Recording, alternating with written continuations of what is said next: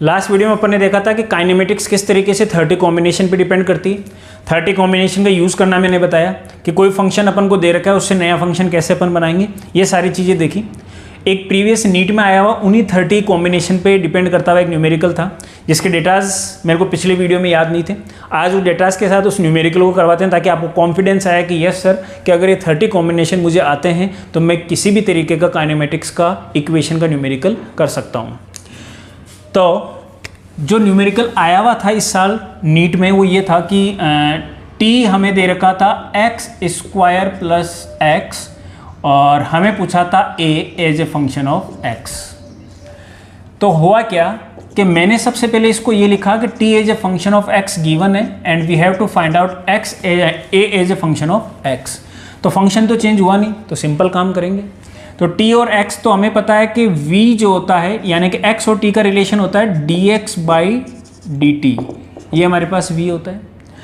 इसका मतलब हो गया कि x का t के रेस्पेक्ट में डिफरेंशिएशन, लेकिन हमें दे रखा है t, तो इसको उल्टा कर देंगे। तो उसको मैं क्या लिखूंगा, dt by dx is 1 by v। ऐसा क्यों किया, क्योंकि मुझे t as a function of x दे रखा है तो मैं x के रेस्पेक्ट में t का डिफरेंशिएशन कर दूंगा। तो dt बाई dx का मतलब d upon dx of t, यानी कि डिफरेंशिएशन करना है t का विद रेस्पेक्ट टू x, तो इस t का x के रेस्पेक्ट में मैं डिफरेंशिएशन कर दूंगा। तो यहाँ पर हमारे पास आ जाएगा 1 अपॉन v।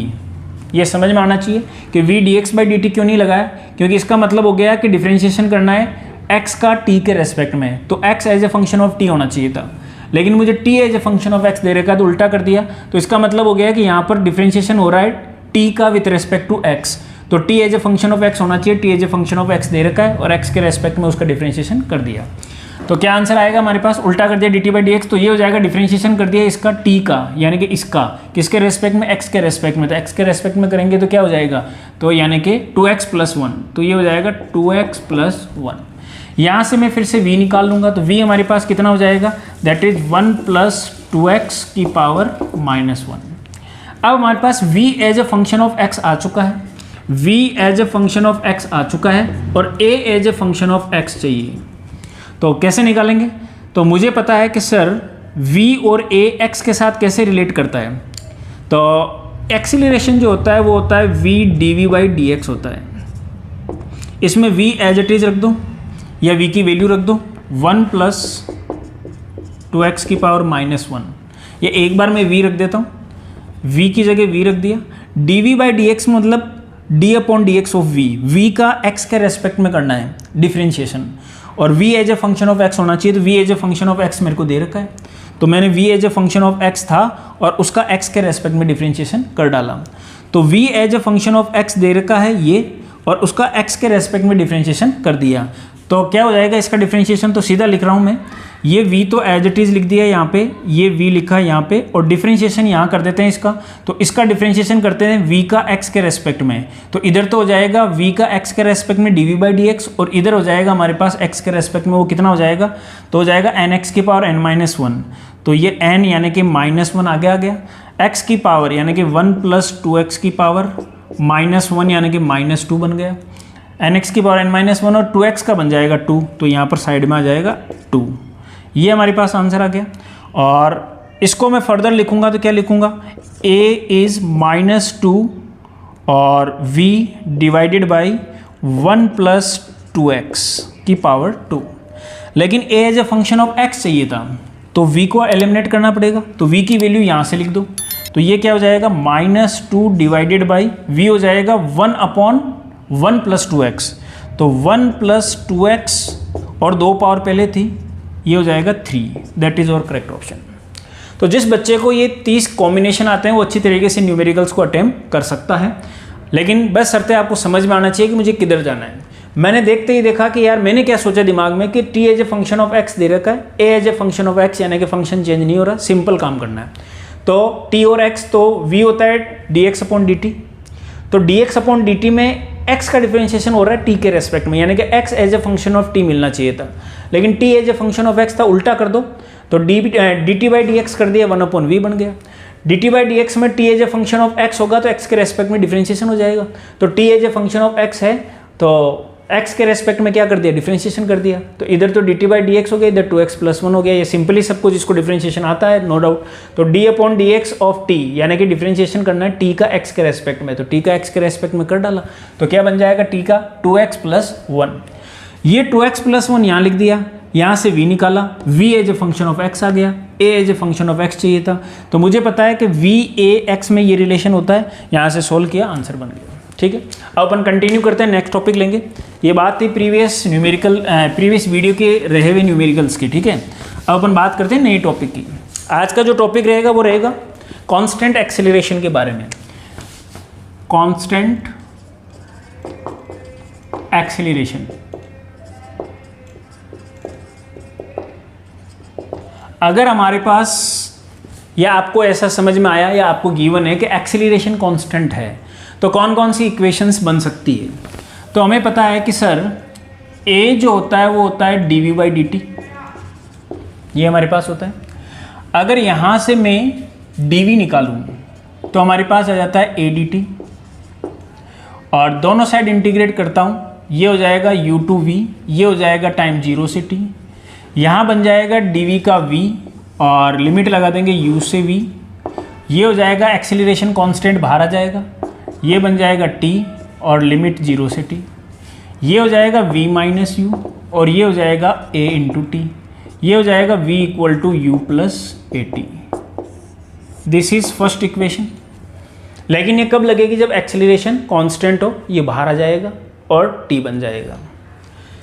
उसके बाद में इसी इक्वेशन में ध्यान से देखें तो हम क्या लिख सकते हैं कि जो v होता है, v अपने आप में क्या होता है, dx/dt होता है, dx/dt। तो v क्या है, वेलोसिटी, तो x क्या होगा, डिस्प्लेसमेंट, या डिस्प्लेसमेंट को r लिख दो आप, और ये हमारे पास था u + at। ठीक है, ध्यान से देखना, v dx/dt था, velocity is displacement by time, ये डिस्प्लेसमेंट है, तो x लिख दो, s लिख दो या r लिख दो। यहाँ से इस t को इधर भेज देते हैं, ये हो जाएगा dr, ये हो जाएगा u + at dt। यहाँ इंटीग्रेट कर देते हैं दोनों साइड, dr का r बन जाएगा, लिमिट r इनिशियल से r फाइनल, यहाँ लिमिट 0 से t, ये हो जाएगा r इनिशियल r फाइनल, ये u × t लिमिट 0 से t प्लस a, और ये हो जाएगा t² / 2 लिमिट 0 से t, ये हो जाएगा r final minus r initial, और ये हो जाएगा ut प्लस 1/2 a यानी कि ½ a और t²। ये r final minus r initial क्या हो गया, final position minus initial position, displacement s, और ये हो जाएगा ut प्लस ½ at²। ये हमारे पास आएगी, दैट इज इक्वेशन नंबर 2। ठीक है, अब क्या करेंगे, इसी इक्वेशन की बात करते हैं। इसमें t की वैल्यू यहाँ से रखते हैं, तो यहाँ से t निकालो, क्या आएगा, यहाँ से अगर t निकालते हैं तो t आता है v - u/a। ठीक है, यहाँ पुट करता हूँ, तो अगर मैं यहाँ पुट करता हूँ तो s = u, और t की वैल्यू हमारे पास थी v - u/a plus ½ at v - u/a का होल स्क्वायर। s = ये हो जाएगा uv - u² a प्लस ये हो जाएगा हमारे पास a² बाहर ले लिया तो ये बन जाएगा 1/2a, और ये हो जाएगा v² + u² - 2uv। अंदर भेजेंगे तो ये बन जाएगा s = uv/a - u²/a plus v²/2a plus u²/2a minus 2uv/2a। देखते हैं क्या कैंसिल हो रहा है, ये 2 से 2 कैंसिल आउट हो गया, uv/a माइनस का uv/a प्लस का कैंसिल आउट हो गया, us is u²/2a minus u²/a plus v²/2a। S is equal to 2a को ले लिया मैंने यहाँ एलसीएम में, ये हो जाएगा यू स्क्वायर, ये हो जाएगा माइनस का 2u स्क्वायर और ये हो जाएगा v स्क्वायर। s और 2a इधर भेज दिया, 2as इधर बच गया v square minus u square. This is over third equation.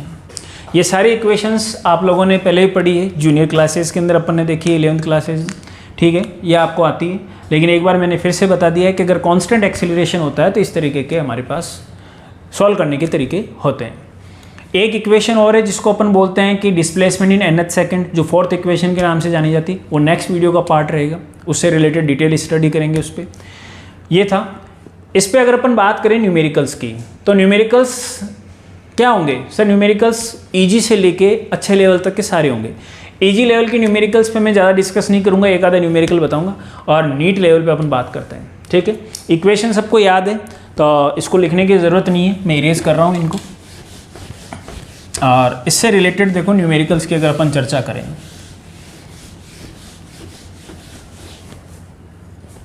Okay, let us suppose आपको गिवन है, मान लो एक कार है जिसकी इनिशियल वेलोसिटी आपको दे रखी है 10 मीटर पर सेकेंड। कितनी दे रखी है? 10 या 20 ले लो, 20 मीटर पर सेकेंड। और उसने क्या किया, कार ने सामने किसी लेडी को देखा या कोई भी ऑब्जेक्ट आ गया, तो जब कार यहाँ थी, जब कार आपकी यहाँ थी इस तरीके से, जब कार यहाँ थी तो लेडी यहाँ थी, और ये गैप आपको दे रखा है कि ये मान लो था 80 मीटर। यानी कि इन शॉर्ट में बताना चाह रहा हूँ कि इनिशियल वेलोसिटी 20 मीटर पर सेकंड है, और उस टाइम उसने देखा कि सामने एक लेडी आ गई या कोई भी ऑब्जेक्ट आ गया, और जब उसने देखा तो ब्रेक लगाया। उस टाइम डिस्प्लेसमेंट उनके बीच का गैप था 80 मीटर, ठीक है। यहाँ उसने ब्रेक लगाया। ब्रेक लगाने के बाद में आपको ये बताना है कि क्या ये इसको हिट कर पाएगी, यानी कि गाड़ी क्या इसको हिट कर देगी या नहीं करेगी, उससे पहले रुक जाएगी, ये आपको फाइंड आउट करना है, ठीक है।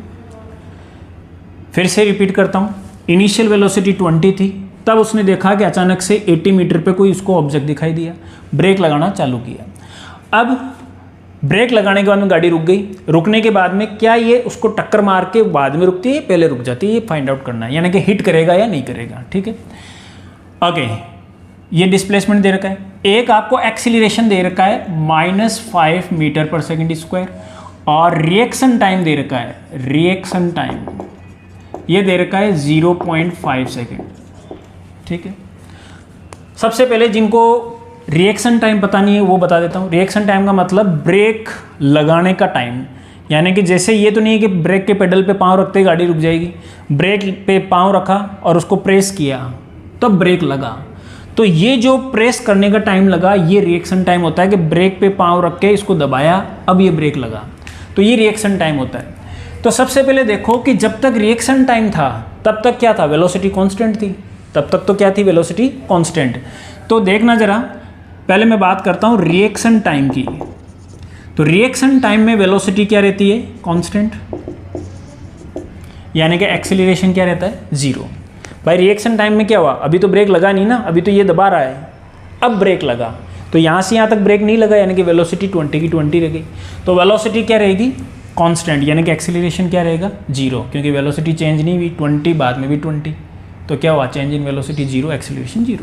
ओके, तो उस टाइम में कितना चला, तो डिस्प्लेसमेंट का फॉर्मूला होता है ut + ½ at square, ut + ½ at square, लेकिन एक्सीलरेशन 0 है, हटा दो इसको, यानी कि displacement is velocity multiply with time. तो यहाँ से टाइम निकाला तो क्या हो जाएगा, या डिस्प्लेसमेंट ही तो निकालना है, तो डिस्प्लेसमेंट इज वेलोसिटी, वेलोसिटी कितनी 20 और टाइम कितना, आधा सेकेंड, तो आंसर आया 10 मीटर, यानी कि जब तक वो ऐसे दबा रहा था तब तक 10 मीटर चल गई। इसके बाद में क्या हुआ, इसके बाद में क्या हुआ, ब्रेक लग गए, तो ब्रेक लगने के बाद में वेलोसिटी लगातार डिक्रीज हुई, एक्सेलरेशन हुआ और रुक गई। तो फिर इनिशियल वेलोसिटी कितनी 20, फाइनल कितनी 0, एक्सेलरेशन कितना -5। इससे कैलकुलेट करते हैं, v² - u² = 2s, v कितना 0, u 20 का स्क्वायर तो 400 इज़ टू ए कितना 5 माइनस का, और डिस्प्लेसमेंट निकालना है। ये हो गया 10, माइनस से माइनस कैंसिल आउट हो गया, तो डिस्प्लेसमेंट आया 40 मीटर। तो टोटल कितना हुआ, रिएक्शन टाइम में कितना चल गया, समझ में तो आ रहा होगा आई होप आपको कि रिएक्शन टाइम में वेलोसिटी क्या है, कांस्टेंट, क्योंकि ब्रेक लगा नहीं है, ये यहाँ तक ब्रेक नहीं लगा, अब लगा ब्रेक, तो वेलोसिटी क्या थी कांस्टेंट, तो एक्सेलरेशन क्या था 0। तो ये फॉर्मूला लगा, पहले चला 10, उसके बाद में ब्रेक लगा तो वेलोसिटी क्या होगी, डाउन हुई, यानी कि चेंज हुई, यानी कि एक्सेलरेशन हुआ। तो वेलोसिटी पहले कितनी थी 20, बाद में वेलोसिटी डिक्रीज होकर कितनी हो गई 0 और गाड़ी रुक गई, तो वेलोसिटी चेंज हुई, एक्सेलरेशन हुआ कितना 5। माइनस क्यों दिया, तो नो डाउट माइनस होगा क्योंकि फाइनल वेलोसिटी कम है, इनिशियल वेलोसिटी ज़्यादा है, माइनस कम, ठीक है। यानी कहने का मतलब क्या हो गया, वेलोसिटी डाउन हुई। ये फॉर्मूला लगाया थर्ड इक्वेशन से, यहाँ से डिस्प्लेसमेंट निकाला 40, पहले था 10 बाद में आया 40, टोटल कितना हुआ 50। ऑब्जेक्ट कितनी दूर था 80, यानी कि इसको हिट नहीं करेगा, ठीक है। ये एक पैटर्न था न्यूमेरिकल का। ओके, नीट लेवल पे बात कर रहा हूँ, एक और पैटर्न बताता हूँ मैं आपको न्यूमेरिकल का, कि मान लो कई बार दे दिया जाता है कि एक व्हीकल है जो किसी पॉइंट को v1 वेलोसिटी से क्रॉस करता है, और उसके बाद में उसके आगे कोई और पॉइंट है उसको v2 वेलोसिटी से क्रॉस करता है। मान लो a पॉइंट को क्रॉस करता है v1 से और b पॉइंट को क्रॉस करता है v2 से, तो बताओ कि मिड पॉइंट को वो कितनी वेलोसिटी से क्रॉस करेगा, ठीक है। मिड पॉइंट पे कितनी वेलोसिटी रहेगी in term of v1 and v2। आप खुद ट्राई कर सकते हैं पॉज करके स्क्रीन को, उसके बाद में सॉल्यूशन देख सकते हैं। सॉल्यूशन पे आते हैं, तो मैंने क्या सोचा कि v1 v2 और इनके बीच का गैप कुछ ना कुछ तो है ही। मान लो वो गैप दे रखा है x, ये इतना गैप दे रखा है x, ठीक है। तो वेरिएबल कितने हो गए, तो देखो v1 और v2 ये तो नॉन है, इनके टर्म में तो निकालना है। फिर हो गए v और x, v निकालना है अननोन और x कितना है अननोन, दो अननोन क्वांटिटी है, दो इक्वेशन चाहिए। इक्वेशन थर्ड लगाया, पहले लगाया यहाँ से यहाँ तक, फिर लगाया यहाँ से यहाँ तक, पहले लगाया v1 से v2 तक, तो v स्क्वायर यानी कि v स्क्वायर यानी कि final velocity minus u square यानी कि initial velocity, v square minus u square equals to 2as, 2a और s, ठीक है। ये आया हमारे पास। फिर उसके बाद में ध्यान से देखें, यहाँ से यहाँ तक लगाया, तो v square minus u square is equals to 2as। I hope समझ में आ रहा होगा। अब दो इक्वेशन आ गई, हम क्या करते हैं, यहाँ से हमें क्या हटाना है, x हटाना है, यहाँ से x निकाल लो, तो x कितना हो जाएगा, ये 2a नीचे आ जाएगा सिंपल। तो इसको यहाँ पुट कर देते हैं, तो v स्क्वायर माइनस v1 का square is equals to 2a, 2 से 2 कैंसिल आउट हो गया था, a इंटू एक्स, और x कितना आ गया हमारे पास, v2 का स्क्वायर माइनस v1 का square divided by 2a, a से a खत्म हो गया। v2 का स्क्वायर माइनस v1 का स्क्वायर इज v2 का स्क्वायर माइनस v1 का स्क्वायर बाई 2, ठीक है। सॉरी, कुछ ना कुछ गड़बड़ हुआ है, ये मैंने पहले इक्वेशन ध्यान से देखना, ये थी, फिर v square minus u square, ये v1 नहीं था v था ये, हाँ यहाँ पर ये ध्यान से देखना, ये v स्क्वायर था, v स्क्वायर ये गलत लिख दिया मैंने, ये सही था, यहाँ पर भी सही है, कैलकुलेशन देख लेना एक बार। v स्क्वायर ये v2 नहीं था, v स्क्वायर था, v स्क्वायर माइनस v1 का स्क्वायर इज v2 का स्क्वायर माइनस v1 का स्क्वायर बाई 2, ठीक है। इसको उधर लेके जाता हूँ, v square is equal to v2 का स्क्वायर बाई 2 माइनस v1 का स्क्वायर बाई 2 और प्लस का v1 का स्क्वायर, ये कितना बन जाएगा, v2 का square, v square is equal to v1 का, ये कितना हो जाएगा, v1 का स्क्वायर बाई 2 प्लस v2 का स्क्वायर बाई 2, यानी कि v1 का स्क्वायर प्लस v2 का स्क्वायर बाई 2, ये इसका करेक्ट ऑप्शन हो गया, ठीक है। ये v स्क्वायर आ गया, तो v कितना हो जाएगा, रूट निकाल लेंगे इसका, ये v बन जाएगा, ठीक है। तो वेरिएबल कितने थे, तो v1 और v2 तो नॉन क्वांटिटी है, अननोन क्वांटिटी कितनी है, एक तो x और एक v, दो इक्वेशन चाहिए दो अननोन क्वांटिटी के लिए, दो इक्वेशन निकाल ली मैंने, इक्वेशन थर्ड लगाई यहाँ से यहाँ तक, एक बार लगाई यहाँ से यहाँ तक, एलिमिनेट क्या करना था, v तो चाहिए x नहीं चाहिए, x को एलिमिनेट कर दिया, ठीक है। ओके, इसके बाद में और अपन न्यूमेरिकल डिस्कस करते हैं। Let us suppose constant acceleration पे देखते हैं और क्या पूछता है। ओके, लेट अस सपोज आपको दे रखा है कि फिर से एक कोई भी व्हीकल है जिसकी इनिशियल वेलोसिटी दे रखी है 6 मीटर पर सेकेंड। कितनी दे रखी है? 6 मीटर पर सेकेंड। और एक्सीलरेशन दे रखा है लेट अस सपोज -2 मीटर पर सेकेंड स्क्वायर। इनिशियल वेलोसिटी दे रखी है, एक्सीलरेशन दे रखा है -2 मीटर पर सेकेंड स्क्वायर। और आपको पूछा गया है कि डिस्टेंस निकालो इन 4 सेकेंड। डिस्टेंस निकालो इन 4 सेकेंड। न्यूमेरिकल फिर से सोचें कि हमें क्या गिवन है। सर हमें गिवन है कि इनिशियल वेलोसिटी दे रखी है 6 मीटर पर सेकेंड, ठीक है। एक्सीलरेशन -2 मीटर पर सेकेंड स्क्वायर, तो समझ में आ गया एक्सीलरेशन यानी कि वेलोसिटी क्या हो रही है? चेंज हो रही है। तभी तो लगातार वेलोसिटी चेंज होने से एक्सीलरेशन बढ़ा, ठीक है। एक्सीलरेशन नेगेटिव का मतलब वेलोसिटी डिक्रीज हो रही है। सारी चीज़ें जो आपको आती है वो दिमाग में चली। इनिशियल वेलोसिटी दे रखी है, एक्सीलरेशन दे रखा है, एक्सीलरेशन से समझ में आया वेलोसिटी चेंज हो रही है। वेलोसिटी चेंज होगी तो फिर नो डाउट एक्सीलरेशन आएगा। वेलोसिटी कैसे चेंज हो रही है? डिक्रीज हो रही है। डिस्टेंस निकालनी है 4 सेकेंड। तो मैंने आपको पहले भी बताया था प्रीवियस काइनेमेटिक्स की वीडियोस में कि जब भी एवरेज स्पीड और डिस्टेंस पूछे तो सबसे पहले ये पता करो कि ऑब्जेक्ट कहीं पलटी मार रहा है या नहीं मार रहा।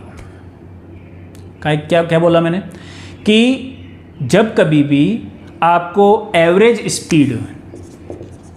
स्पीड और डिस्टेंस पूछा तो सबसे पहले चेक करो कि पलटी मार रहा है कि नहीं मार रहा है, यानी कि रिवर्स हो रहा है क्या, बॉडी चलती चलती वापस घूम के आ रही है क्या, ये चेक करना है।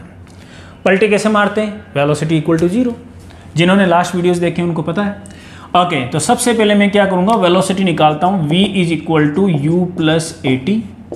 u दे रखा है 6, a दे रखा है 2, t और इसको 0 रख दिया तो यहाँ से आ गया 2t इज 6, तो t is equal to 3 second, ठीक है। इसका मतलब पलटी तो मार रहा है,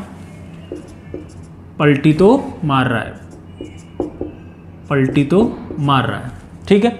अगर पलटी मार रहा है तो क्या हुआ, 3 सेकंड तक तो सीधा चला। पलटी मार रहा है कब? 3 सेकंड पे। तो 3 सेकंड पर कितना चला? तो 3 सेकंड तक कितना चला? तो s is equal to ut plus half AT square.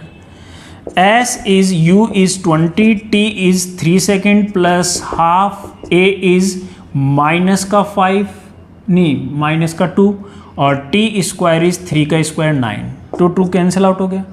ये कितना हो गया? u 20 था क्या? u 6 था, सॉरी। कैलकुलेशन प्रॉब्लम हो सकती है जल्दीबाजी में, तो ध्यान रखें। u कितना था? 6 था। तो 18 minus 9 is 9 metre is displacement. Displacement कितना आया? 9 मीटर। क्या किया मैंने? पहले चेक किया कि पलटी मार रहा है क्या। यस सर पलटी मारा। कितने पे? 3 पे। तो 3 सेकंड तक तो सीधा चला, फिर पलटी मार रहा है तो 3 सेकंड में कितना चला? तो 9 मीटर। यानी कि अगर मैं इसका डायग्राम बनाऊं तो ये बोलूँगा कि यहाँ से प्लस में यानी कि इधर 9 मीटर चला, फिर यहाँ से पलटी मारी, ठीक है। अब टोटल चला कितना? 4, तो बच गया कितना? 1 सेकंड। तो 4 सेकंड पे पोजीशन निकाल लेते हैं। तो 4 सेकंड पे पोजीशन क्या होगी? तो 4 सेकंड पे ये यहीं कर देता हूँ मैं, ये हो जाएगा ut। तो u हो गया हमारा कितना? 6, t कितना? 4 minus half a is 2, t square यानी कि 4 चौक 16, 2 से 2 कैंसिल, 24 माइनस कितना हो गया? 16, तो कितना बचा? 8। यानी कि 4 सेकंड पे कहाँ मिला? 8 पे। तो ये कितना है? 9, तो ये कितना है? 8। तो यहाँ से यहाँ गया, फिर पलटी मारी, फिर यहाँ 8 पे आके रुक गया। तो टोटल कितना चला? ये चला यहाँ से यहाँ 9 और 1 पलटी मार के और चल गया, तो 10। Correct answer is 10 metre. I hope आपको समझ में आया होगा। 3 फॉर्मेट मैंने आपको करवाए कांस्टेंट एक्सीलरेशन पे। नॉर्मल न्यूमेरिकल नहीं करवाया कि v equal to u plus AT ये दे दिया वो निकाल लिया, ये आपने सबने क्लासेज में स्कूलिंग में कर रखे हैं। लेकिन मैंने वो करवाए हैं जो कुछ अच्छे लेवल के थे, जो नीट JEE लेवल तक के जाते हैं। Okay, thank you.